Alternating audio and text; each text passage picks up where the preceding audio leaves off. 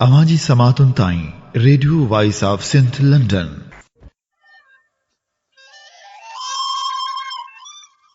हारिया वेज मुयास सदन लहिम सूरजी पिरिय खे चवंदियास तरस तबीब ने छड़ियो। भलारे भिट धणी जे भलारे बैत सां मुंहिंजी आवाज़ मुसाफ़िर radio voice of Sindh London त थी दुनिया जे कुंड कुड़छ ताईं जंहिंजा माग ॿुधिजे पियो उन्हनि मिड़ी महिरबाननि खे सिक भरियो सलाम शाल क़बूल पवे।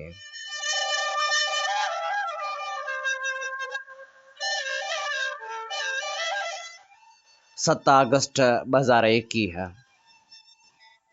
छंछर जे ॾींहुं सोचनि जी सुरहाण जहिड़े ख़ूबसूरत प्रोग्राम सोच वीचार साण अवां जी ख़िदमत में हाज़ुर अवां जो पंहिंजो मेज़बान हबीब लगारी।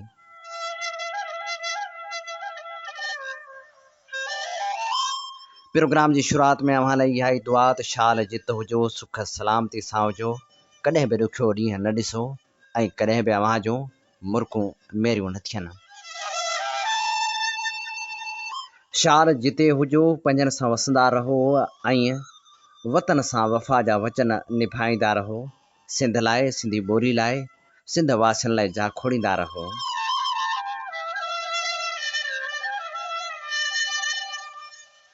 डिघे वक़्त खां पाण माण्हू कोरोना जहिड़ी वबा खे भोॻियूं पिया। हिकु पासे बीमारी जा हाञा आहिनि त ॿिए पासे इल्म मसीहाई सां वास्तो रखंदड़ डॉक्टरनि जी बेहसी आहे। त वरी ॿिए पासे सहूलियतनि जी अणहूंद वारो अलमियो बि कर खणे थो। आख़िर बंदोबस्त छा करे। सरकारी अस्पतालनि में जिते सहूलियतूं आहिनि उते वरी इंतिज़ामी बेहसी आहे, डॉक्टरनि जी बेहसी आहे। उते सच त ईअं आहे जो तरस तबीबनि छॾे ॾिनो आहे। ॿिए पासे हुकूमती इख़्तियारनि जी बेहसी केॾी न कठोर पणे जो मुज़ाहिरो करे थी। आज़ाद कश्मीर में ताज़ो इलेक्शन थी जलसनि मथां जलसा थिया उते कोरोना जो को बि केस ज़ाहिर न थियो। जलसनि में हज़ारे माण्हुनि शिरकत कई। पर वरी हिन पासे जॾहिं सिंध ॾे ॾिसूं था जेके केस ज़ाहिर थी रहिया आहिनि उन्हनि खां पोइ लॉकडाउन जो फ़ैसिलो बि कयो वियो आहे। लॉकडाउन जहिड़े ॾुखे क़दम बावजूद केस जीअं जो तीअं बरक़रार आहिनि। बेहतियाती बि पंहिंजी जाइ ते। पर लॉकडाउन जे करे जेके दिहाड़ी ते कमु कंदड़ मज़दूर मुतासिर थी रहिया आहिनि हुकूमत उन्हनि लाइ के बि क़दम नथी खणे। हिकु पासे बीमारी जी भोग न आहे त ॿिए पासे बुख ऐं बदहाली आहे। ज़रूरत इन ॻाल्हि जी आहे त जिते कोरोना वबा खे रोकण लाइ क़दम खयां वञनि उते अस्पतालनि में इलाज जूं बहितर खां बहितर सहूलियतूं फराहम कयूं वञनि ऐं उन सां गॾोगॾु हुननि पोहरियतनि जी वाहिर बि कई वञे जेके पोहरियत आणियुनि ऐं चाढ़ियुनि ॾित ॾिहाड़े सूमरा जहिड़ी ज़िंदगी बसर कनि था। अॼोके प्रोग्राम खे ध्यानु ऐं मोहबत सां ॿुधण लाइ अव्हां जा लख थोरा।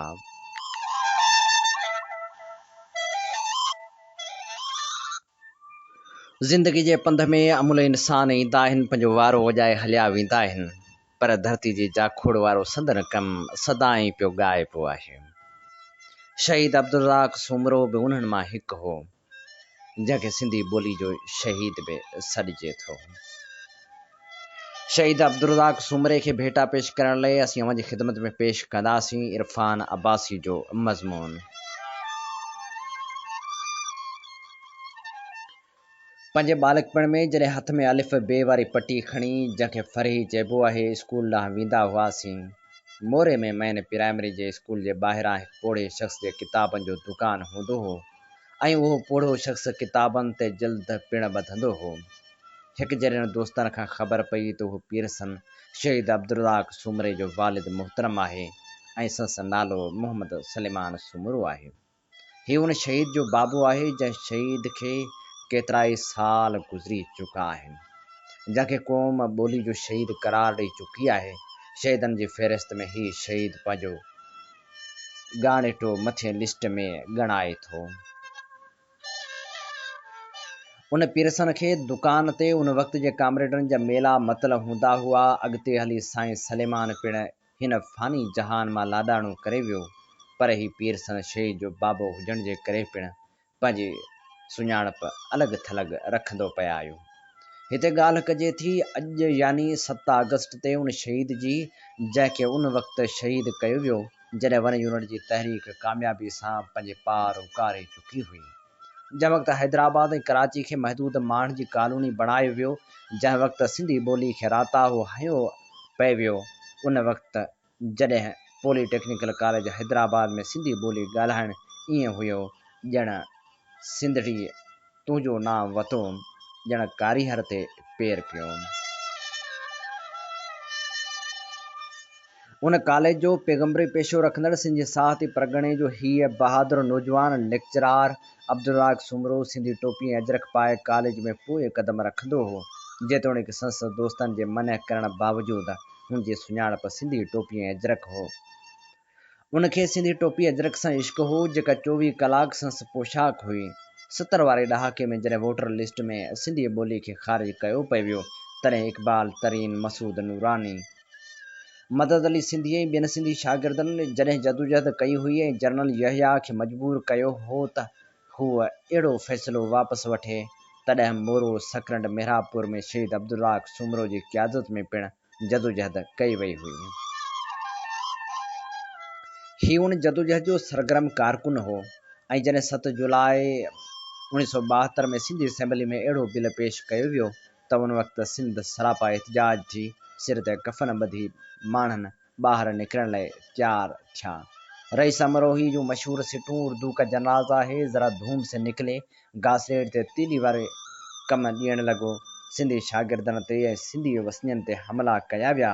ज़रा यूनिवर्सिटी टंडेजाम में शहीद बशीर तुनियो ऐं शहीद अब्दुल कादर हालेपोटो खे शहीद कयो वियो।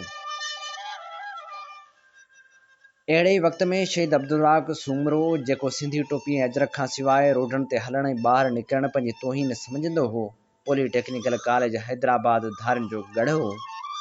इन बावजूदि रज़ा खे धारियुनि वार्निंग ॾिनी त अजरक ऐं टोपी जो इस्तेमालु न कर। हुन उहा ॻाल्हि ॿुधी अणॿुधी करे उन ॻाल्हि खां इनकार कयो त हू नादरी हुकुम न मञींदो। अहिड़ी रीति उन वक़्त जे फाशिस्ट तनज़ीम जे गुंडनि अहिड़े ई वक़्तु हुन ते वार कयो जॾहिं हू क्लास में प्रैक्टिकल वठी रहियो हो। ईअं ई ॿोली जो अज़ीम शहीद शहादत जो जाम पी वियो, पर आण न मञाई। धारी ॿोली ॻाल्हाईंदड़ जे गुंडनि संस मथां वार करे खंजरनि जा 15 हमला कया ऐं संस अजरक छियूं छियूं कयो वियो। ॿोली जे हिन शहीद आख़िरी चुमी पिण धरती खे ॾींदे वॾे वाक़े ईअं चई दम ॾिनो हो त काती हेठां कंद पोइ बि नारा नींहं जा, सिंधड़ी जो सुगंध मरंदासीं पर मुरकंदे। ऐं हिन शहर जूं सिटूं अॼु बि मोरो शहर जे गुंजान आबादी शाही बाज़ार वेझो संस मज़ार ते चुटियल आहिनि। शहीद अब्दुल सुमरे जे हिन शहादत सॼी सिंधी अदीबनि, शाइरनि ऐं क़ौमी कारकुननि में नओं रूह फूकियो। हू तॾहिं उन वक़्तु सिंध जे क़ौमी तहरीक शहीद रज़ाक सुमरे जी शहादत ते कर खयां हुआ। शहीद जे शहर जे हिकु शाइर खेसि भेटा कुझु हीअं ॾिनी, विझी जान झरोकनि में झूना गण झोरी, रज़ाकनि सिंधू देश लाइ कंद ॾिनो कोरी, मान लधो मोरे मोती ॾेई मेहाण जो। ॻाल्हि अञा उते ख़तमु कान थी थिए। हिन शहीद जी शहादत खां अॻु मोरो शहर में संस माउ ऐं घर वारनि संस लाइ शादी जूं तयारियूं मोड़ ऐं मेहंदी सांढे रखियूं हुयूं, पर ही पंहिंजे घर वारनि जो ऐं उन पीरसन सलेमान जो ख़्वाब साबिया न करे सघियो ऐं जवानी में शाह जो जाम पीतो। ऐं पोइ बि पीरसन सलेमान सुमरो पंहिंजे अकेले शहीद पुट जी शहादत ते फ़ख्रु महसूसु कंदो हो ऐं पंहिंजे हथनि सां पंहिंजे शहीद पुट खे अजरक जो कफ़न ॾिनो आहे। मोरो शहर शहीद अब्दुल जे हवाले सां सुञातो वञे थो। ॿुधाइनि था त उन वक़्तु रेडियो ते जॾहिं उहा ख़बर नशर थी हुई त पॉलीटेक्निकल कॉलेज हैदराबाद में वहदत कॉलोनी जे इलाइक़े में हिकु सिंधी उस्ताद खे शहीद कयो वियो आहे, त सिंध समेत मोरे शहर में पिण बाह ॿरी चुकी हुई। जॾहिं रज़ाक जो लाश मोरो आंदो वियो त मोरे शहर जे गैर सिंधी आबादी में हिकु वॾो ख़ौफ़ तारी हुयो। उहो ई सबबु हुयो त क़ौमी तहरीक जे हिन अज़ीम शहीद जे खून उन वक़्त जी क़ौमी तहरीक खे जियारियो हो ऐं ही ॿोली जे शहीदनि में गणजण लॻो हो। क़ौमी कारकुन शेख अयाज़ समेत सभु शहीद जी मज़ार ते हाज़िरी भरींदा हुआ। हिन शहीद सां सिंध जे माण्हुनि जी एतिरी त मुहबत हुई जो उन वक़्तु जेको बि मोरो में गुज़रंदो हो उहो शहीद अब्दुल्लाह सूमरो जी मज़ार ते हाज़िरी ज़रूरु भरींदो हो। एसि ताईं जो साईं जीएम सैद पिणु शहीद अब्दुल्लाह सूमरो जी मज़ार ते हाज़िरी भरी। ॿोली जे उन शहीद सां ख़बर न आहे त तारीख़ कहिड़ो इंसाफ़ करे, पर दोदो सूमरे जी शहादती तसलसल खां वठी जॾहिं शहीदनि जी तारीख़ लिखबी त ॿोली जे हिन शहीद अब्दुल्लाह सूमरे जो ज़िक्र ज़रूरु ईंदो।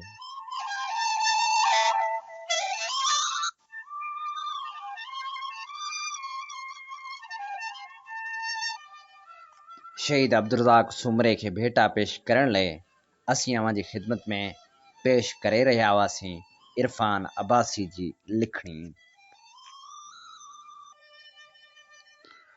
अॼु 7 अगस्त नामियारे शाइर अली मोहम्मद उडराई जे विछोड़े जो ॾींहुं बि आहे।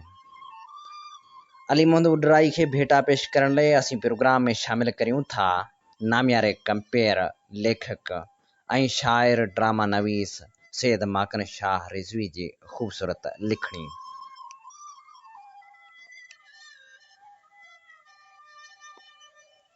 ज़िले ठठे जे तलके घोड़ा बारी जे हदनि में आबाद निढड़े ॻोठ उडेरे जी खटी ज़ात में 1967 वारे साल में जनम वठंदड़ अली मोहम्मद उडराई जे अंदर में उहो ॾात रखंदड़ शाइर ॼाए ॼम खां ई शायदि मौजूदु हो, जंहिं खेसि 5 दर्जा मस पास कराया ऐं पंहिंजे ॾात जी अजरक उठाए बालक पिण में ई शाइर बणाए छॾियो। उन करे निढड़ो अली मोहम्मद बस स्टॉपनि ते पेट गुज़र लाइ मिठाई विकण सां गॾु पंहिंजी शाइरी बि झुंगारींदो रहंदो हो, पर संस शाइरी में सोज़ ऐं सिक तॾहिं शामिल थी जॾहिं फ़ौज जवानी में क़दम रखंदे ई संस अखियूं उन सोणी सूरत सां वञी अटकियूं जंहिंजे नेणनि में इश्क जा अनेक जज़्बा मौजूदु हुआ ऐं उन इश्क जी चोट हुनखे सॼी सिंध में मशहूरु करे छॾियो। उहो केसट जी ओज जो दौरु हो। मीरपुर ख़ास में साईं जाफ़र अली शाह जे पुटु हसन अली शाह थर प्रोडक्शन जे नाले केसट कंपनी खोली हुई, जंहिंजो पहिरियों फ़नकार त थर जो गायक सुभान फ़क़ीर हो, पर ॾिसंदे ही कंपनी मोनो रिकॉर्डिंग खां स्टूडियो ऐं डोलबी रिकॉर्डिंग ताईं वञी पहुती त समूरनि फ़नकारनि शाइरनि ऐं मौसीक़ारनि लाइ नओं रस्तो खुली पियो। जिते न्याज़ पिताफ़ी बिलावल ओठो कासर नवाज़ जहिड़ा शाइर पंहिंजी शाइरी सां गॾु मिलिया थे, उते अली मोहम्मद उडराई बि अची पहुतो। तिन ॾींहंनि सिंधी मौसीक़ी जा सुरीलनि फ़नकारनि जलाल चांडे, फौजिया सूमरो, सरमद सिंधी, मंज़ूर सखीराणी, अनवर हुसैन विस्तड़े, हुमेरा चना जो वॾो नालो हो। अली मोहम्मद उडराई वरी माचिस जा टेबल खे हथनि सां वॼाए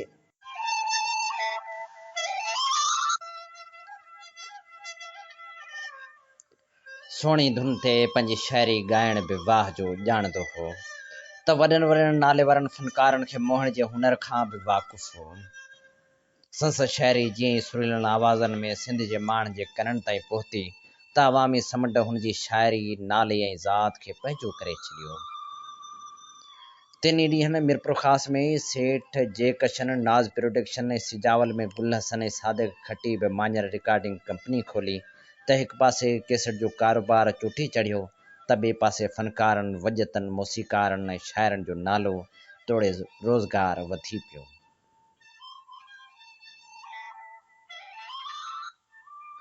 अली मोहम्मद उडराई सुखियो सताबो थी पियो। वरी रेडियो हैदराबाद बि हुनजी शाइरी खे घर घर पहुचायो। 20-25 साल खां बि कुझु वधीक अरसो सिंधी मौसीक़ी जो उनवान रही। सिंध जे समूरनि फ़नकारनि ॿियनि सां गॾु उडराई जी शाइरी खे दिलि जे तारनि ऐं रूह जे उन्हाइनि सां ॻायो। समूरनि केसट कंपनियुनि किरोड़नि कमाया। थर प्रोडक्शन जे हसन अली शाह त 1 खां 2 ऐं 2 खां 12 कया। हैदराबाद मां हुसैन चंद्रीगर खां पारस कंपनी बि ख़रीद कयाई त थर प्रोडक्शन गोल्ड खोले पंजाब जे फ़नकारनि खे बि रिकॉर्ड करणु लॻो। छा ताउला न्याज़ी त छा नसीबो लाल, सभिनी जा पंध मीरपुर ख़ासि अची खुटंदा हुआ, पर हर कमाल जो हिकु ज़वाल बि हूंदो आहे। Gramophone, radio, TV, cassette, record tape वारे सफ़र खां पोइ कंप्यूटर, मोबाइल फ़ोन आई फ़ोन बि निकिरी निर्वार थिया त मेंदी जे पन जेतिरो मेमोरी कार्ड ऐं USB बि अची ठकाव कयो। ऐं कैसेट माज़ी बणिजी वई। कंपनियूं बंदि थियूं त कारोबारी ज़हननि वञी ॿिया रस्ता ॻोल्हिया, पर शाइरनि ऐं फ़नकारनि जो रोज़गार बि खसी वियो। ॾींहं हिकु जहिड़ा नथा रहनि। थर जो शाइर बिलावल उठो दिलि जी बीमारी में वठिजी वियो त अली महमूद ॾिराई फ़ालिज जो मर्ज़ पिराए वेठो। हुन उन हालत में बि कराची जा पंध करे केतिरा भेरा सकाफ़त वारे वज़ीर साईं सरदार शाह सां मुलाक़ातूं कयूं ऐं हर भेरे नओं सखणो आसरो खणी वापसि वरियो। छा हिन मासूम नियाणियुनि ऐं ॿिनि निढड़नि पुटड़नि जो पीउ अली महमूद ॾिराई सफ़ा ख़ाली थी सिर्फ़ु माज़ी जूं सावड़ियूं पंहिंजे 1000 खां वधीक मक़बूल तरीन ॻायल कलामनि सां गॾु अवामी सतह ते क़ाइमु कयल पंहिंजो नालो खणी उॾेरो छॾे घारे में अची रहियो, जिते फ़नकार अलाइनो जुणेजो ऐं शाइर हनीफ़ जुणेजो ई साणस मिलण लाइ बदीन खां पंध कंदा रहिया। मूं ऐं मुंहिंजी लेखिका शाइरा घरवारी अमर ख़ुर्शीद शाह वक़्त बे वक़्त फ़ोन रस्ते साणस राब्ते में बि रहियासीं त सिंध जे माण्हुनि जी सकाफ़त खाते खे बि अपीलूं कंदा रहियासीं। मूं त सोशल मीडिया ते मजबूर माण्हुनि जी मदद ज़रिए मशहूरी माणींदड़ DIG सखर मोहतरम फिदा हुसैन मस्तोई खे बि सोशल मीडिया ते अपीलूं कयूं, पर बकोल लतीफ़ साईं त अॻिए उठ रड़नि पर मुंहुं भेरे माठ थी। सिंध जे हिन कदावर अवामी शहर जी ॿिन ते छा, पर उन्हनि कैसेट कंपनियुनि जे मालिकनि हसन अली शाह, गुल हसन खट्टी ऐं जयकिशन बि का मदद कान कई, जिन संस शाइरी मां किरूड़े कमाया हुआ, पर कंहिं ते का मयार कहिड़ी। ऐं उॾेराई बि जॾहिं बेहस मुआशिरे में उमेद पली त 7 अगस्त 2020 ते ज़िंदगी सां नातो छिनी हमेशह लाइ हलियो वियो ऐं रहिजी विया पोयां संस यतीम ॿारड़ा ऐं सुरकंदड़ गीत पलियो पंवारनि।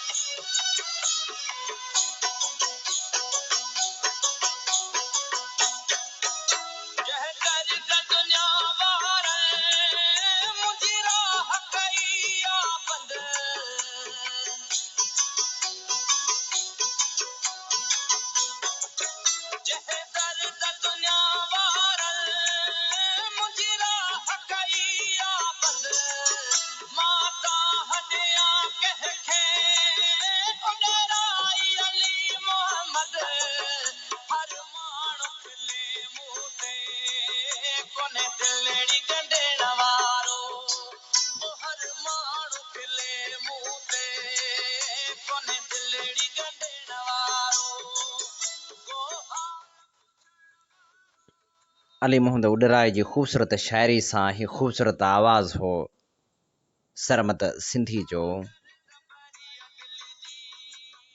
अमी ॿुधी रहिया आहियो radio voice of Sindh London ऐं आउं जो मेज़बान आहियां हबीब लगारी। अवां जी ख़िदमत में प्रोग्राम पेश कयो पियो वञे सोच वीचार।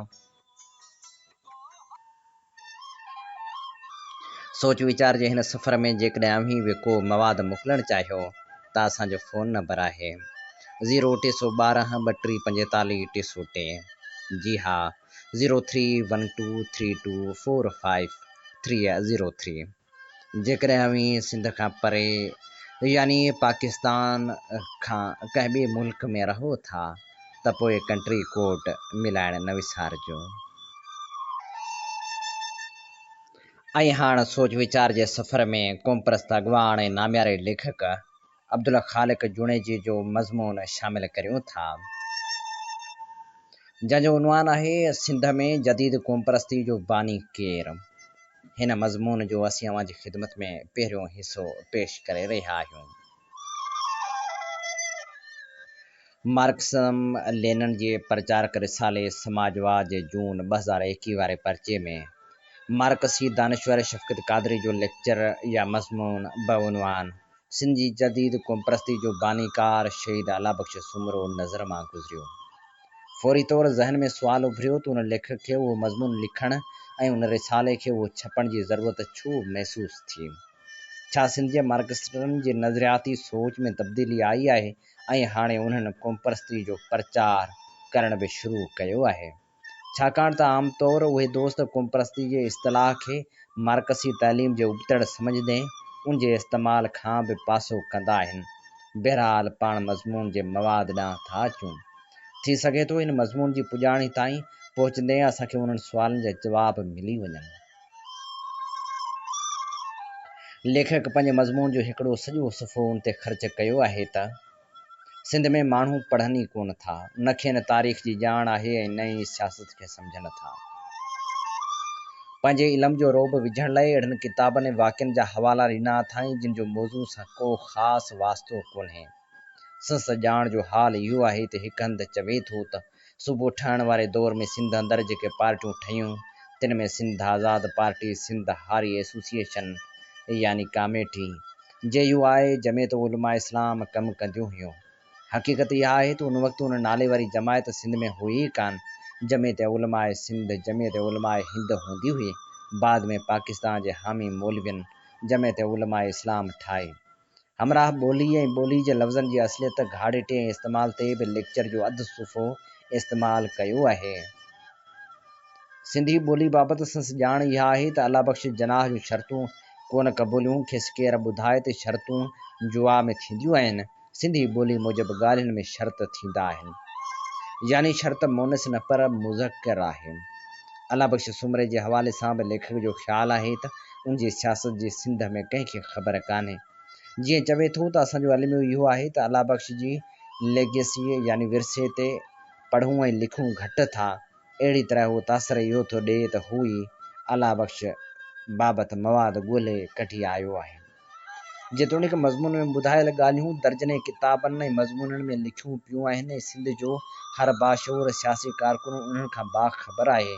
खेसि ख़बर हुजणु घुरिजे त अला बख्श सूमरे जी शख़्सियत ऐं सियासत खे आम करण में इब्तिदाई कमु जीएम सैयद ऐं उनजे साथियुनि अब्दुल वाहिद आरिसर ऐं अब्दुल ख़ालिक जुणेजे कयो।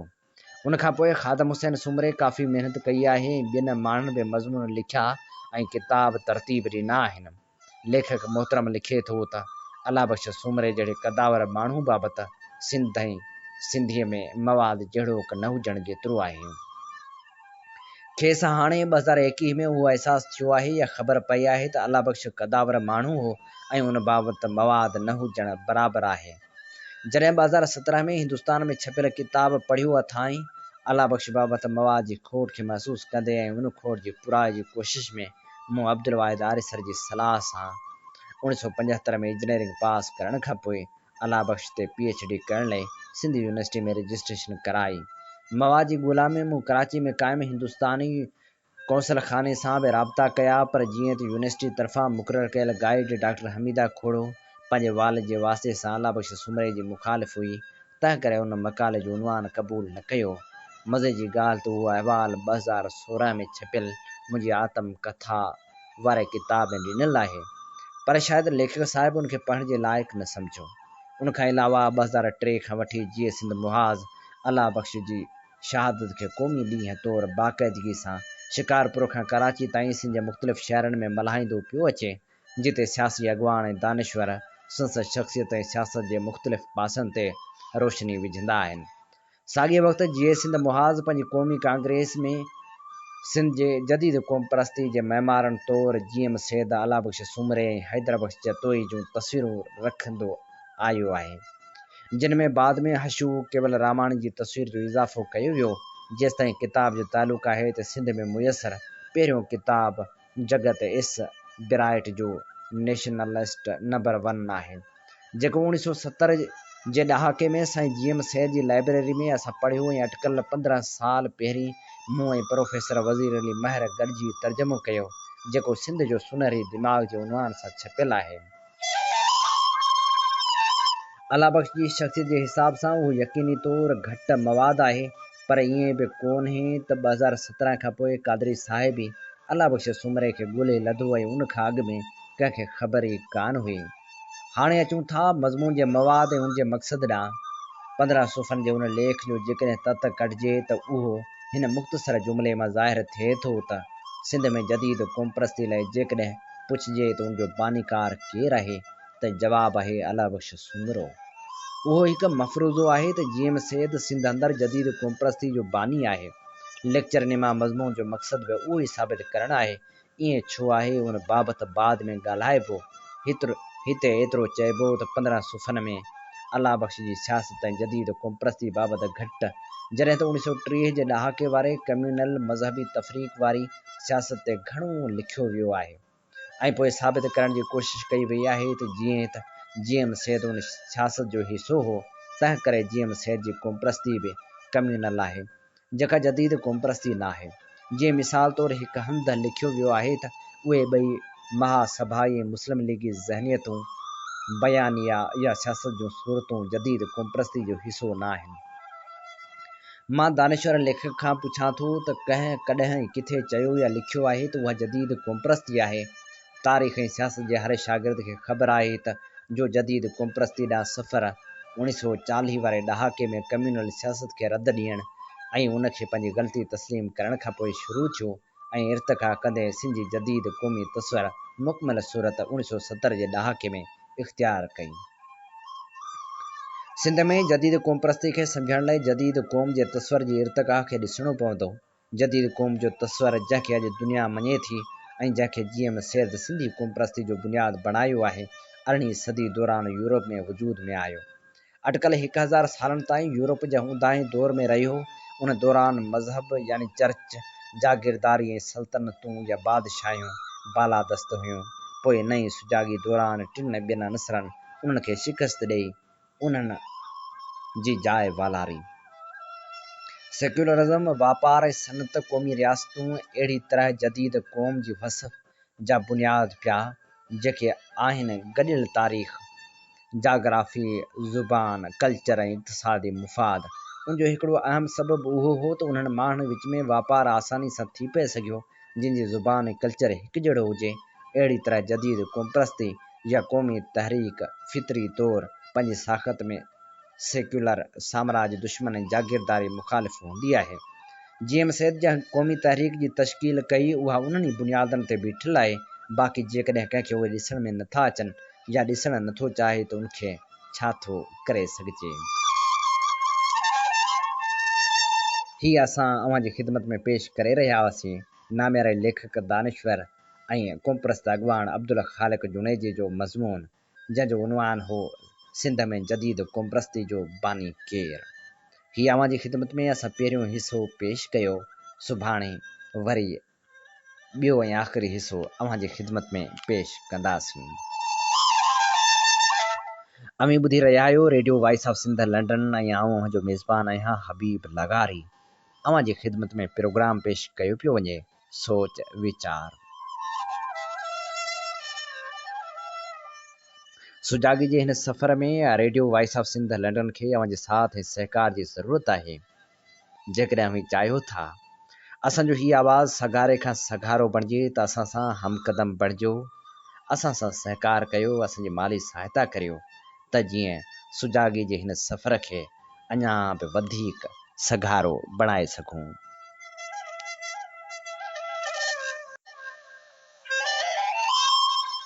प्रोग्राम सोच वीचार में हाण उन तारीख़ी किताब जा वर्क वरायूं था जंहिंजो नालो आहे मरण मूसियाओ। हीअ नावल नाम्यारे लेखक कहाणीकार ऐं नावल नवीस सिराजुल हक मेमण जो लिखियलु आहे। हिन किताब में सिंधियुनि जे दलेरी जा दास्तान बि समायल आहिनि त अरगुननि जा ज़ुल्म जो ज़िक्र बि आहे। हिन किताब में मुग़लनि जी बरबरीत जा किस्सा बि शामिल आहिनि। जी हा, सिराजुल हक मेमण जे लिखियल उन तारीख़ी नावल जा वर्क वरायूं था जंहिंजो नालो आहे मरण मूसियाओ। अॼु असीं अव्हांजी ख़िदमत में पेश कंदासीं मरण मूसियाओ जी 5वीं क़िस्त। ठठे जी रात कुहाड़ी जे दक जियां ठरी पई हुई। हवा बि कंहिं अहंज कंहिं इज़ाउ खां फूकू ॾियण लॻी हुई। सुसाट ईअं थिए थियो ॼण त वणनि जे बदिरां माण्हुनि जे दिलनि मां शुकारा थी फुटी निकिता। सुम्हण जी बांग जी आवाज़ उन्हनि शुकारनि खे वधीक दर्दीलो बणाए छॾियो ॼण त बांगे जॾहिं हयल अल सलाह थे वरजायो तॾहिं संस दिलि मां दांह थे निकिती ऐं जॾहिं हुन पंहिंजे पुरसोज़ आवाज़ में हयल अल फलाह जो सॾु ॾिनो तॾहिं बि हुनजे दिलि जे दर्द उहा शहादत थे ॾिनी त निमाज़ लाइ को बि न ईंदो, भलाई लाइ को बि न ईंदो। ज़ुल्म जी चौदीवारी अंदरि वेचारड़ा माण्हू अलाह जे सॾ ते लबैक चवण खां बि सरापजी विया हुआ। मतां मुग़ल लश्करी मस्जिद मां निकिरंदे छितन कुतन वांगुरु वराए वञनि। सावण कुमैत खे सैदन वारी मस्जिद जे बड़ जी ओट में छॾे ॾिनो ऐं आहिस्ते संस कन में सुरॿाट कंदे चयाईं, मिठी मुंहिंजो हिते ई इंतज़ारु कजांइ। कुमैत ॼण त संस न्यापो सम्झी कंध हेठि करे बीही रही ऐं सावण लॻाम वराए संस ॻिची मां उकारींदो हनी में हणी छॾियो। मुगलाणी पग जो पलांद वराए ॿुट ॿधंदे मस्जिद जी पुठ वठी तुरखान जे मोहल्ले जी पहिरीं चौक बुर्जी जी ओट वठी बीही रहियो। चौक बुर्जी में उन वक़्तु को बि न हो। शायदि चौकीदार निमाज़ पढ़ण लाइ मस्जिद हलियो वियो हो या पंहिंजे कंहिं साथी सां पट शट हणण लाइ हवेलियुनि मां कंहिं हवेली जे ॾेढी में मसरूफ़ हो। मुग़लनि जे बहरूप में जेकॾहिं को तुरखान हुनखे ॾिसे बि हा त बि मिड़ियो ई ख़ैरु हो, पर तॾहिं बि एहतियात सां संस भर पासे जो जाइज़ो वठंदे हू अॻियां वधियो। हिकु पीरसन तुरखान मस्जिद ॾांहुं वञण लाइ रस्ते ते मिलियसि। हिकु मुग़ल सरदार खे ॾिसी या दम मां छाती ते हथु रखी आज्ञा कंदे अॻिते वधी वियो। सावण खे पक थी त संस बहरूप हरू भरू एतिरो वाइखो न हो जो केरु संस असलियत सम्झी वञे। टे चौबर जूं टिपी जॾहिं हू हिकु वॾे ॾेढी वटि पहुतो त हल्के पखीअ जो आवाज़ कन ते पियसि। हुन बि हूबहू हुन पखी जी ॿोली में जवाबु ॾिनो त ॾेढी जी ओट मां हिकिड़ो मुगल ॿाहिरि अची साणसि मिलियो। सरदार ख़ान, हिन ॾेढी खां अॻियां वारी हवेली केसर बेग जी आहे। मुंहिंजे जासूसनि ख़बर ॾिनी आहे त केसर बेग पाण मौजूदु कोन्हे, अलबत पहिरियों अॻे खां वधीक आहे। अटकल 15-16 सिपाही आहिनि, उन्हनि जो गिलो असीं पाण कंदासीं। बाक़ी ज़नान खाने में सिंधी कनीज़, मुंहिंजो मतिलबु आहे त नीगरी खे खणणु तो ते छॾियल आहे। चङो पर माल लुटण वक़्तु हरू भरू खून रहिजी न थिए, न त भर पासे जे हवेलियुनि जा पहरेदार न गॾु थी वञनि। सावण पोइ कुझु सोचींदे चयो, ऐं अरसलान ख़ासि तरह ज़ाइफ़ाउनि खां ज़ेवर वग़ैरह लहिराइण बि मूंखे पसंदि कोन्हे। सरदार ख़ान, तूं छुटो आहीं। जेके कुझु माल खाने वारी कोठीअ ऐं अंदर वारनि ॻुझनि कोठियुनि मां मिलियो, फ़क़्ति सो खणंदासूं। ईअं चई अरसलान वरी हिकु पखी जी ॿोली ॿोली त भर पासे मां ॾहाको खन हमराह मुगलनि जे वेस में ॿुटूं ॿधल पाछोलनि जी ॾेढी अॻियां नेमदार थिया।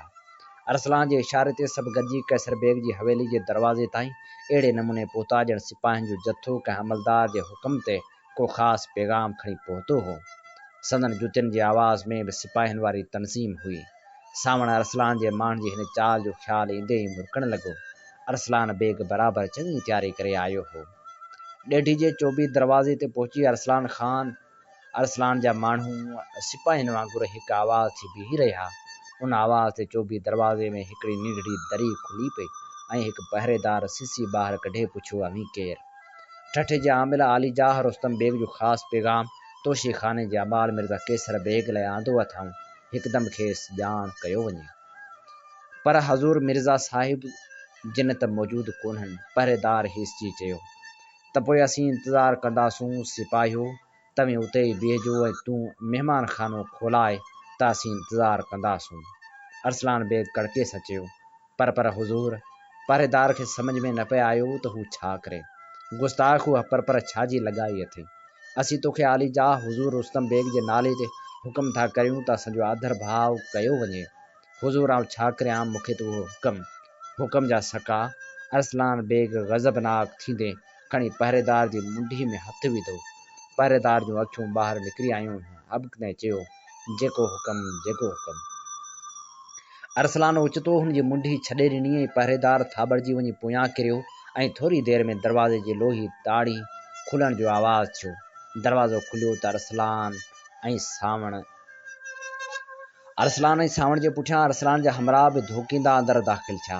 सिपाहियो, गिरफ़्तार करियो हिननि गुस्ताखनि खे। हिन मुग़ल अमीर जे हुकम अदूली जी जुरत कई आहे। पहरेदारनि खे सम्झ में न आयो त हू छा कनि। जेसीं हू हथियार संभालनि तेसीं अरसलान जे हमराहनि तरारनि जी नोक ते समूरनि ॾहाको खनि पहरेदारनि खे रसण सां चोखंभो ॿधे छॾियो। एहतियात तौरु हुननि संदन वातन में संदनी पटकनि जो वर ॾेई रड़ियन करण खां रोके छॾियो। अॻिते जेके पहरेदार मिलनि तिन सां बि साॻी कार कयां। अरसलान ऐं संदसि साथी महिमान खाने में थींदा मर्दान खाने में दाख़िल थिया ऐं सावण ज़नान खाने ॾांहुं रुख रखियो। ज़नान खाने जे दालान में बि देव जेॾा ख़्वाजा सरा हिकु ओपरे मुग़ल खे हुकमी अंदरि ईंदे ॾिसी घड़ी लाइ विसामजी विया। पर पोइ ॼण निंड मां सुजाग थी आदम बोए ते पंहिंजा खंजर कढे सावण ते उलर करे आया। सावण खे घड़ी लाइ पाण ते कावड़ अची वई त हुन पहिरियों छो कोन सोचियो त ज़नान खाने ते ख़्वाजा सरा पहिरो ॾींदा हूंदा। उनखां सवाइ हुन हरू भरू खून रेज़ी करण बि नथे घुरी, पर हिननि देवनि मां ईअं जान छॾाइण बि महाल हो। हू कुझु सोचींदे टिप ॾेई 2 क़दम पोइते हलियो वियो। ख़्वाजा सरा मस्त हाथियुनि जा झोलींदा अॻियां वधिया ऐं हू अञा ई कुझु क़दम पोइते हलियो वियो। हुनखे ईअं पोइते हटंदो ॾिसी ख़्वाजा सरा उहो सम्झण लॻा त संदन शिकार ख़ौफ़ खां भॼण जी तयारियुनि में हो। उन करे हू हिक ॿिए पोयां धोकींदा आया। तेसीं सावण खंजर बदिरां पंहिंजे कमरबंद में लॻल रसो खोले सुरकसाई खे वेकिरो कंदे पंहिंजे मथां फेराईंदे हिकिड़े देव ॾांहुं उछलियो। रसो ख़्वाजा सरा जे कुल्हनि ताईं आयो त सावण छिक ॾेई क़ाबू करे छॾियो। उन छिक ते ख़्वाजा सरा मुंहुं भराची ॾाकण ते फहिको कयो। झप हणी सावण संस हथ मां खंजर फुरे वरितो ऐं उन वक़्तु ॿियो ख़्वाजा सरा मथे उलर करे आयो। सावण फुर्ती सां पोइते न हटे हा त खंजर संस कुल्हे खां दिलि ताईं खुपी वञे हा। ख़्वाजा सराय जो वार ख़ाली वियो त पंहिंजे ज़ोर में 2 क़दम अॻिते निकिरी वियो। जेसीं हू पंहिंजी बांह वरी मथे करे उन खां अॻु सावण ख़्वाजा सराय खां खसियल खंजर सां संसि उन बांह ते कंहिं बाज़ वांगुरु लामारो ॾिनो। ख़्वाजा सराय जी बांह खे ॾोरी खां कराई ताईं कपे वियो ऐं खंजर संसि हथ मां छॾाइजी अची फ़र्श ते किरियो। सावण अलाए छो उनखे मारणु नथे चाहियो, उन करे जीअं ई ख़्वाजा सराय ढॻे जिया रुंभ करे किरियल खंजर खणण जी कोशिशि कई त सावण हिकु ज़ोरदार लत चेल्ह ते फेकाए कढियसि ऐं हू मुंहुं भर ऊंधो थी किरी पियो। खंजर संसि पुठी वटि आणींदे सावण फ़ारसी में चयो, उथण जी कोशिशि कई अथई त हीउ खंजर दिलि जे पार हूंदई। ख़्वाजा सराय हिकु डिघी हुअं करे उते ई पइजी रहियो। सावण उन ख़्वाजा सराय खे बि रसी सां चोखंबो ॿधी वरी ॿिए ख़्वाजा सराय जूं बि टंगूं बाहूं ॿधी ॿिन्ही खे वरी गॾु ॿधे छॾियो, जीअं हिक ॿिए जा बंद छॾाइण जी कोशिशि न कनि। सावण जॾहिं ज़नान खाने में दाख़िल थियो त घड़ी लाइ तुरखाननि जे दौलत ऐं ऐश अशरत जे सामान ॾिसण में महूर थी वियो। बिलोरी शमादाननि में ॿरंदड़ शमनि ज़नान खाने खे ॾींहुं जहिड़ो रोशन करे छॾियो हो। इतलस ऐं कंहिं ख़्वाब सां सजायल पलंगनि ऐं मसनदनि शमनि जे चुरंदड़ रोशनी में अजीब झिरमिर लाए ॾिनी हुई। हूअ उन ख़्वाब गाह मां तॾहिं सुजाग थियो जॾहिं 2 कनीज़ूं संसि क़दमनि में संसि पेरनि खे झले चई रहियूं हुयूं, रहम आका रहम, अलाह अलाह जे रसूल जे सदके रहम। अलाए छो हुनजी दिलि खे झोॿो अची वियो। ही ज़ाइफ़ाऊं केतिरियूं लाचार ऐं मज़लूम हुयूं। हुन कुझु पोइते हटंदे चयो, अव्हां डिॼो न, मूंखे रुॻो हू ॿुधायो त सिंधी नीगर नूरी किथे आहे। हुन कनीज़नि खे उथारींदे चयो, असांखे का ख़बर नाहे आका, कसम आहे ख़ुदा जो, असांखे का ख़बर कान्हे। ॿिन्ही कनीज़नि यका आवाज़ चयो। सावण कुझु सोचींदे ख़्वाब गाह जे कमरे ॾांहुं वधियो ऐं पेर सां ज़ोर ॾिनाई त दरवाज़ो खुली पियो। अंदरि हिकु वॾे शाही पलंग ते हिकु कदावर ज़ाइफ़ा ॼण त हुन जी मुंतज़र हुई। हूअ हिकदमि उथी बीठी ऐं हुन ॾांहुं ईंदे चयाईं, ख़ुदा जे वास्ते मुंहिंजा मासूम बचड़ा मूंखे वापसि ॾियो, न त मूंखे बि पाण सां वठी हलो। सावण हिन जुमिले लाइ बिल्कुलु तयारु न हो। हू सम्झी वियो त हीअ कैसर बेग जी ज़ाल हूंदी, पर हुनजे मासूम ॿारनि खे केरु खणी थो सघे, मतां हुन जे अचण खां अॻु ॿिया के मुग़ल संदनि ॿारनि खे खणी विया आहिनि। हुन कुझु सोचींदे चयो, ख़ानम, मूंखे तुंहिंजे ॿारनि जी का ख़बर कान्हे। आउं त हिकु सिंधीअ नींगरी नूरी जी तलाश में हिते आयो आहियां। महिरबानी करे ॿुधाए त उहा किथे आहे। हा ज़ालिम, उन कनीज़ खे बि मुंहिंजे जिगर गोशनि सां गॾु वठी विया, ज़ाइफ़ा सुॾकंदे चयो। मिर्ज़ा शाहरुख ऐं संसि हवारी ॿियो वरी केरु? ज़ाइफ़ा अहिड़े अंदाज़ सां चयो ॼण त खेसि यकीन ई न पिए आयो त हिकु मुग़ल सरदार खे उहा ख़बर ई न हूंदी। पर छो? सावण ॻाल्हि खे सम्झण जी कोशिशि कंदे चयो, असांखे त का ख़बर कान्हे। लाशक त हज़ूर मिर्ज़ा कैसर बेग सां हसद जे करे हुन अव्हां मुग़लनि जी मुलाज़मत इख़्तियार कई त समूरा अरगून सरदार हुन सां कावड़जी पिया आहिनि, पर हुन में असांजे मासूम पुटनि जो कहिड़ो ॾोह? या ख़ुदा, हू अलाए किथे आहिनि, अलाए ज़ालिमनि हुन सां कहिड़ा ज़ुल्म कया हूंदा। ऐं हूअ वरी अची सुरकनि में पई। उहा कॾहिं जी ॻाल्हि आहे? सावण धीरज सां पुछो, काल्ह राति जी। अरगुन सरदारनि पैगाम मोकिलियो त हुज़ूर जिन पंहिंजे शहज़ादनि खे नई सिंधी कनीज़ नूरी सां गॾु मिर्ज़ा शाहरुख जी हवेली ते घुरायो आहे। मूं बेअक़ल औरत हुन ते एतबार करे पंहिंजा सिकी लधा नूरी सां गॾु हुननि जे माण सां गॾु मोकिले ॾिना। हुज़ूर जिन जॾहिं सुबुह जो आया त मूंसां ॻाल्हि कयाऊं त मुंहिंजा शहज़ादा मिर्ज़ा शाहरुख जे बंदे खाने में आहिनि। हुननि हुज़ूर जिन ते को कमु रखियो आहे, जेको न थियो त हू ज़ालिम खे न कोई छॾींदा। या अलाह, मां कीअं करियां? हाण त हूअ उछंगारूं ॾेई रोअण लॻी। सावण जी दिलि चयो त हिन मज़लूम औरत खे का दिलदारी ॾे, पर हुनखे कुझु सम्झ में न आयो। हुन रुॻो एतिरो चयो त ख़ानम, अलाह ते रख, ज़िंदगी ऐं मौत अलाह जे वस आहे, मिर्ज़ा शाहरुख जे वस कोन्हे। ईअं चई हू तकिड़ो ॿाहिरि निकिरी आयो। वेंदे वेंदे हुन ज़ाइफ़ा जो हीणो आवाज़ु ॿुधो, पर तव्हां केरु? हू ॿाहिरि निकितो त हुन ॿिन्ही ख़्वाजा सरायनि खे ईअं ई पियल ॾिठो। हू सम्झी वियो त अरसलान बेग जा हमराह अञा ज़नान खाने ॾांहुं न आया हुआ। हुननि खे शायदि मर्दान खाने में घुर्बल दौलत मिली वई हुई। हुन कुझु सोचे पखी जी ॿोली ॿोली त मर्दान खाने मां बि साॻियो जवाबु मिलियसि। हुननि खे माल लूटींदो छॾे हुन डेडी ॾांहुं रुख रखियो ऐं ॿाहिरि निकिरी वियो।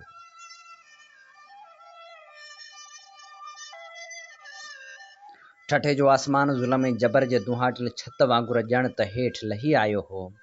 तारनि में बि उहा जूत न हुई ऐं न चंड में उहा चांडोकी हुई जेका सिंध जे सदामलूक आसमान में हूंदी हुई। वरियाम मथे आसमान में निहारींदे सोचियो त आज़ादी जो आसमान केतिरो न गदिलो ऐं दुहाटिल दुहाटिल थो लॻे। तमामु परियां कुतनि जी उनाड़ हुनजे अहसास खे हिकारी झोरे विधो ऐं हुनजी दिलि भरिजी आई। सिंध सिंध मुंहिंजी मिठी जीजल, अॼु तुंहिंजे मोचारी धरती इंसाननि तुंहिंजी मोचारी धरती इंसान जे गीतनि जी गुंजार बदिरां रुॻो कुतनि जूं उनायूं वञी बचियूं आहिनि। अलाए हुनखे छो इहो ख़्यालु आयो त शायदि सिंध ते ख़ुदा जो ॾमर आहे जो हुन कॾहिं बि घणो वक़्तु सुख न ॾिठो आहे। हुनजे अखियुनि अॻियां तारीख़ जा उहे दौर अची विया जिन में सिंध ते उतर ॾखण ओभर ऐं ओलह खां काटकुनि जा कटक आया ऐं सिंध खे ताराज करे सिंधियुनि जे खून जा दरिया वहाए हलिया विया। के काटकू रहिजी विया ऐं सदियुनि ताईं सिंध जो रत चूसींदा रहिया तांजो सिंध संदन क़ब्रिस्तान बणिजी वई।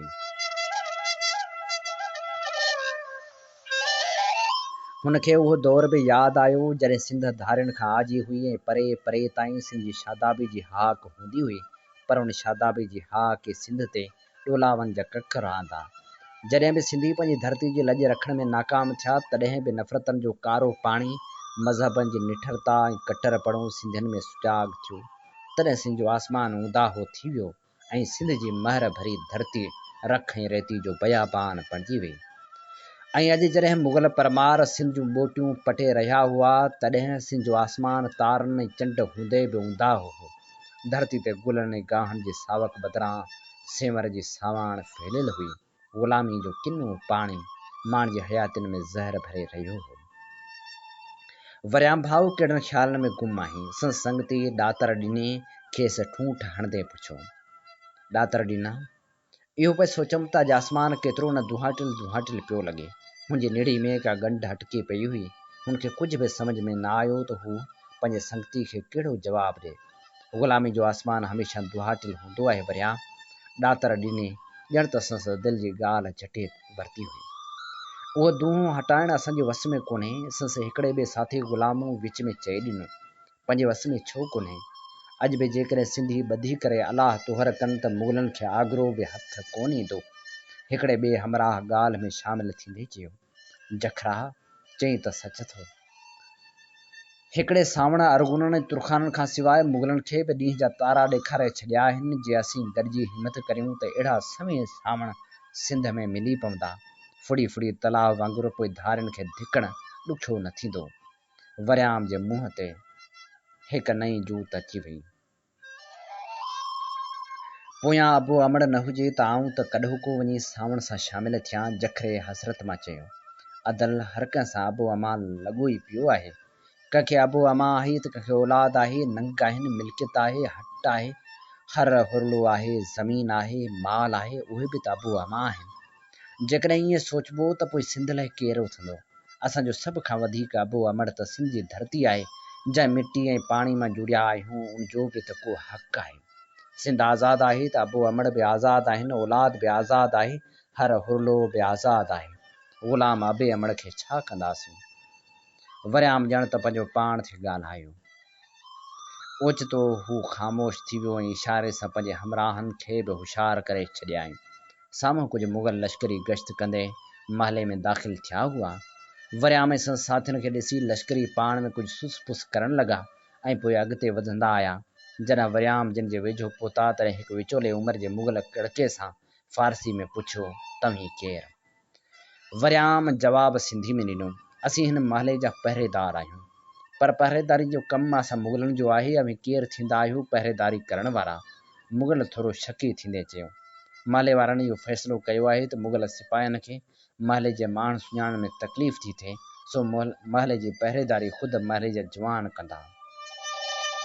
वरियाम तहमुल सां चयो, उन लाइ अव्हांखे शहर जे कोटवाल खां इजाज़त वठणी पवंदी। मुग़ल रुखाए मां चयो। कोटवाल उनजी इजाज़त हाफ़िज़ बिलाल खे रूबरू ॾेई छॾी आहे। वरियाम वरी बि धीरज सां जवाबु ॾिनो, असांखे कंहिं बि हाफ़िज़ बिलाल जी ख़बर कान्हे। कहिड़ी ख़बर? अवी सरदार ख़ान जी टोली जा शाही घुरिजो। मुगल अञा ई सख़्ती सचियो, अव्हां खे असां सां गॾु चौकी ते हलणो पवंदो। सरदार ख़ान जी टोली जा हुजूं हा त ईअं थल्हे ते कोन वेठा हुजूं हा। रही चौकी ते हलण जी ॻाल्हि, सो असीं कोन हलंदासूं। वरियाम पंहिंजी कावड़ रोकींदे चयो। गुस्ताख़, तुंहिंजी इहा हिमत, ईअं चई जीअं ई हुन हथ वधाए वरियाम खे थप हणण जी कोशिशि कई त वरियाम संस हथ खे कराई वटि खणी झलियो। मुगल महसूस कयो ॼण त संस कराई रुख जे चंबे में जकड़जी वेई। ॿिया 7 मुगल हेल ताईं माठ करे बीठा हुआ। तिन पंहिंजे हमराह जी बेवसी ॾिसी वरियाम ते बाहुड़ कई, पर तेसीं वरियाम जे हमराहनि पंहिंजे चेलनि मां खुरदम छोड़े मुगलनि ते वसकारो लाहे ॾिनो। जंहिं मुगल जी पुठी, कुल्हे या ॿांह ते खुरदम जो चमड़ो थे पियो, तंहिंजी दांह खुरदम जे छपके सां गॾु रीह बणिजी थे वई। मुगलनि पंहिंजे हमराह जी पचर छॾे पाण बचाइण शुरू कयो ऐं खंजर ऐं तरारूं कढे बीही रहिया। वरियाम मुगल मुहदार जी कराई खां थोरो मोड़े ॾेई ज़ोर सां गोॾो संस पेट में खोड़े छॾियो। मुगल खां दांह निकिरी वई ऐं ॿीणो थी वियो। वरियाम संस क्याड़ी ते पंहिंजे हथ जी पुठ सां अहिड़ो धक हंयो जो मुगल जी दांह अध में कपजी वई ऐं फ़क़्ति ओह जो आवाज़ संस नासनि मां थींदो हवा में फैलिजी वियो ऐं हू बूथ भर अची वरियाम जे पेरनि में किरियो। वरियाम पंहिंजे चेल मां खुरदम छोड़े पंहिंजे साथियुनि जी मदद खे पहुची वियो। हिकिड़े पासे तरारूं ऐं खंजर हुआ, ॿिए पासे खुरदम जे छपके सां मुगलनि रेह थे कई। उन रड़ियनि ते पाड़े वारा बि आहिस्ते आहिस्ते दर खोले वधंदा आया। मुगलनि जो हेतिरनि सिंधियुनि खे वधंदे ॾिठो सो ॼण खेनि मौत नज़र आयो ऐं हुननि या माफ़ी जी हथियार फिटा कया। वरियाम पंहिंजनि हमराहनि खे इशारो ॾिनो जिन मुगलनि जा खंजर भाला ऐं तरारूं खणी पंहिंजे कब्ज़े में कयूं ऐं पोइ वरियाम मुगलनि जे महदार खे ॻुथर खां झले ॾंद भकोड़ियल आवाज़ में हुकुम ॾिनो, जेकॾहिं वरी हिन महले ॾांहुं रुख रखियो अथव त पाण था ॼाणो, वञो कुतेजा। जेके मुगल पट ते किरिया हुआ से बि कपिड़ा छंडींदा उथिया ऐं कंध हेठि करे पंहिंजे पंहिंजे चौकियुनि ॾांहुं रवाना थिया। ऐं वरियाम महले वारनि खे चयो, भाउ, ही कुता मोचड़े सां सिधा आहिनि। अवी हाणे बेवना थी घर वञो, सुभाणे ॾींहुं शींहं ॾिसूं त मुगल छा था कनि। पाड़े वारा पाण में चमे गोयूं कंदा छिड़ विछड़ थी विया ऐं वरियाम पंहिंजे साथियुनि सां वरी अची थल्हे ते वेही रहियो। उहो सॼो महीनो सिंधियुनि सुख सां सुम्ही निंडूं कयूं। उहो सॼो महीनो मुगल लश्करनि किथे न किथे मोचड़ा खाधा। लश्करनि जूं लेलड़ाटियूं ॿुधी ख़ुदि सिंधियुनि खे खिल थे आई। जिन मुगल लश्करनि खे हिननि देव थे सम्झो, से त ॿिन्ही के जितामड़ा हुआ, जिन खे पेरनि हेठां चिभाटण ॾुखियो न हो, बशर्तिया सिंधियुनि में ॿधी ऐं तनज़ीम हुजे। उहे ख़बरूं भर पासे खां थींदियूं सेवण ऐं बखर ताईं पहुतियूं ऐं जिथे किथे शहरनि ऐं ॻोठनि पंहिंजे बचाव लाइ जुवाननि जा जथा ठाहे वरिता। सिंधियुनि जो ख़ासि हथियार खुरदम हो। किन जुवाननि कुहाड़ियूं ऐं तरारियूं बि संभाले वरितियूं। सिंधियुनि जो मन वधी वियो हो। हाण त हूअ इहो बि सोचण लॻा हुआ त बटे वक़्तु अध खां वधीक सरकारी अमलदारनि खे चोथ ऐं ॾहाई बि कीन ॾींदा। शहरनि में वापारियुनि आनकी भरण खां लहराइण शुरू कयो। माण्हुनि में ख़ुदि एतमादी मोटी आई। तव्हांजो ठठे में उहो हुल हुली वियो त अरगून शाही काफ़िले ते हमिलो करे शाही कैदियुनि मिर्ज़ा अब्दुल अली खुसरो खान चरकस ऐं मिर्ज़ा गाज़ी बेग जी हरम खे भॼाए विया आहिनि ऐं अनकरीब अरगून ठठे जे मुगल अमीर रुस्तम बेग ख़िलाफ़ ऐलान जंग करण वारा आहिनि। ही अव्हां जी ख़िदमत में असीं पेश करे रहियासीं नावल मरण मूसी आव जी 5वीं क़िस्त। ही नावल नामियारे लेखक नावल नवीस ऐं ख़ूबसूरत लेखक सिराजुल हक़ मेमण जो लिखियलु आहे।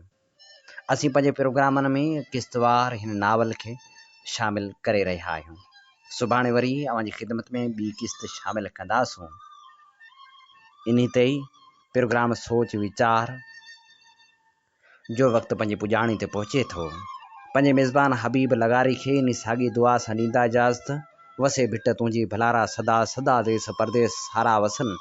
कॾहिं सिंध सिंध जी न मेरी थिए, कॾहिं मोड़ कंहिंजा न मुरझाए अचनि।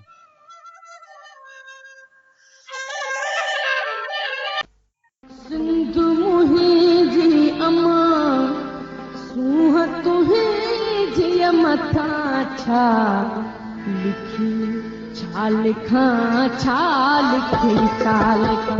सिंध मुंहिंजी अमा दुनिया जा सिंधियो हिक मुठ थी सिंध बचायो। सिंध मुंहिंजी अमा सूंह तुंहिंजी मथां सिंध जो क़ौमी आवाज़ radio voice of Sindh London.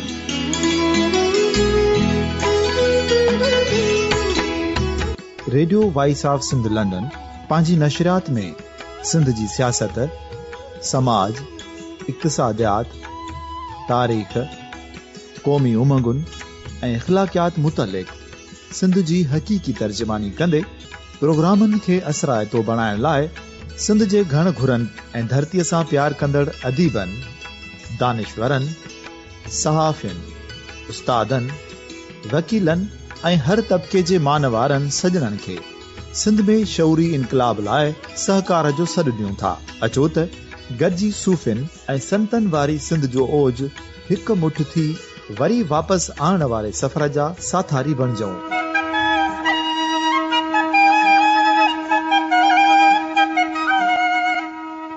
हिकु नए सुबुह जी शुरूआत जो पड़ाॾो घर घर, ॻोठ ॻोठ ऐं शहर शहर ताईं पहुचायो।